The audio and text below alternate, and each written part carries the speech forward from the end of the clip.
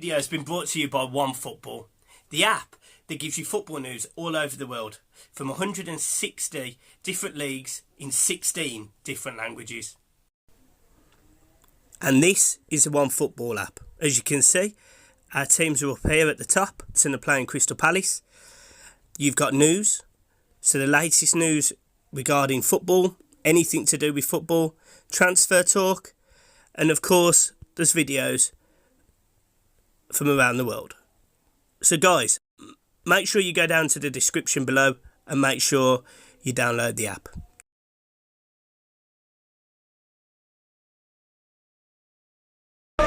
What's going on, everyone? It's Mike and John back again. Everton have just managed to throw 2 points away in the last 5 minutes of the game. Up until Newcastle's first goal, I would say that was probably our best performance of the season. Yeah. And we managed to throw 2 goals away because defensively, for the last 5 minutes, we were shocking. As Michael's just said, defensively up until the 88th minute, I thought it was tight. I thought we were winning every ball in the defensive area. Every second ball that was falling, we were winning, we were clearing it. And then up until the 88th minute after that, you know, they started winning balls and they got it back to 2-1.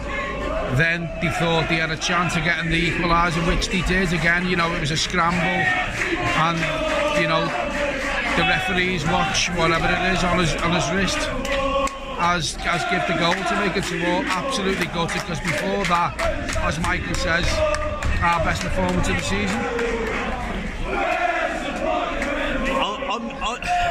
I want to also do a standout. I want to talk about some of the.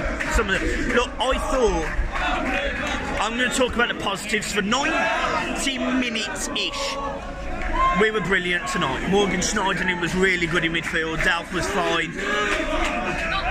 It all fell apart. It just all fell apart. You know, massive shout to Moise Keane tonight. His best performance in a blue shirt. Lovely goal, good touch. Makes it 1-0 to Everton in a half that we dominated. In the second half, obviously, it changes. We go 2-0 up. Dominic Calvert-Lewin again, a good finish. And again, we start. You know, we really started asserting our strengths. You know, we were the better team. We had numerous opportunities, and I just can't believe the ending of that. Can't believe it. I am not. Everyone knows normally I'm not lost for words. I'm lost for words tonight, because Michael's just said there. You know, we had opportunities second half. Their keeper had a worldie. There were shots coming in from everywhere, but our build-up play was better. We were making chances, we were creating chances. Their keeper pulled off a few great saves. I am lost for words tonight, and I'm not normally like that, as I've just said. But that, Ancelotti won't be happy. But you know, for the 88 minutes, it was probably our best performance under Carlo. It was. And obviously, look at these lot, they're obviously happy.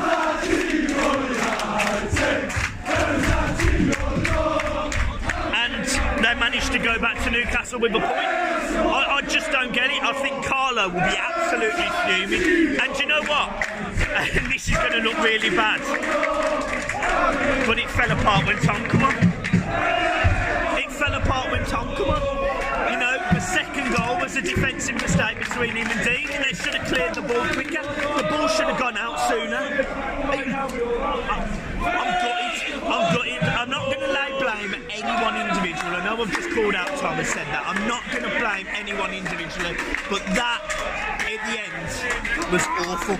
And the players got booed off. I thought that was harsh, because for 90 minutes we dominated that team, and I would say definitely that was our best, strongest, most accomplished performance. But the last 2 minutes have killed us. I don't agree with the booing off. You know, we've asked for a performance. We've got a performance tonight. You know, I've seen a few things on social media that it was going to be a drab game. That wasn't a drab game. Everton's performance tonight for the 88 minutes was absolutely spot on. Ancelotti got what he asked for tonight in that 88 minutes, but as Michael says, a few defensive lapses. And I also think, you know, as he's mentioned Tom Davis and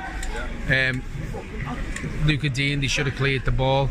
They didn't really have an outlet when Moise Keane got took off, but he was dead on his feet, to be honest with you. So I can understand why the substitution happened with Moise Keane, but he gives us that outlet to clear the ball, to take the pressure off the midfield and the defence, and the substitutions completely changed the game, and I can see why he made them, but absolutely gutted. Yeah, I think I don't necessarily question any of the subs. I don't question any of the tactical decisions, because we were better for 90 minutes in the end. I don't think you'll see another game like that this season from any Premier League side. Newcastle, they just somehow managed to get a result. That's all they've done. They managed to get a result. I can't sit here and criticise Everton massively, and I can tell you that Newcastle was shit for 91 minutes. They had 2 decent opportunities and they scored 2 goals. And the goals were scrappy, the goals were rough, the goals were things that we should have defended better against, and unfortunately we didn't. Newcastle go home with a point from a game that essentially they had nothing. They were played off the park, and the only thing you can say is fair play, but I don't want to say fair play because they don't deserve it. They didn't deserve it. How do you score 2 goals in 4 minutes after playing that bad for 88 minutes?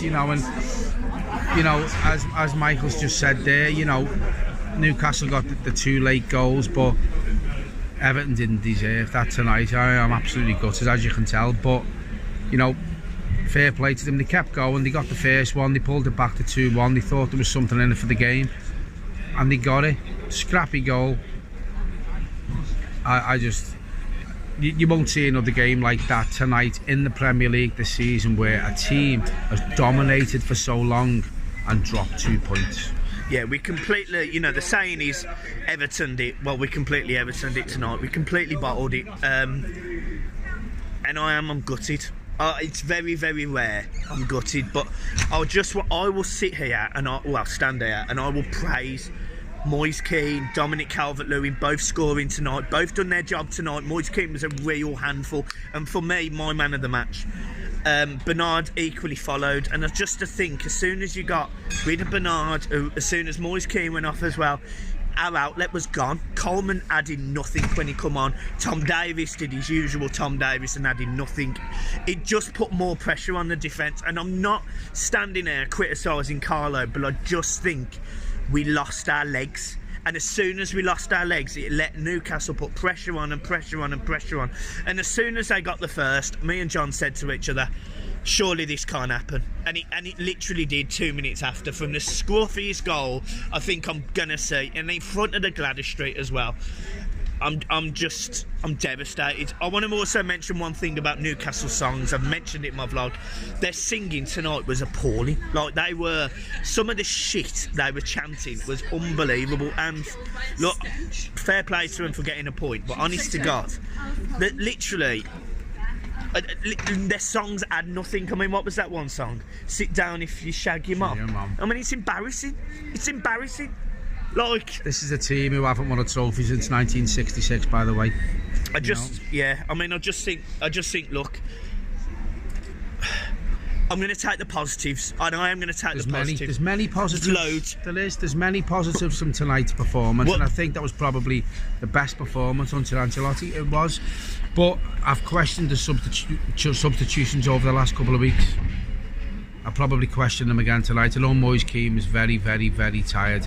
Him going off, he didn't have an outlet, and I'm lost for words. And they're going back up north with a point when comfortably we could have won that game 4-5-0. You see, I love it when we play Newcastle, because they think they're a big club, and they're not.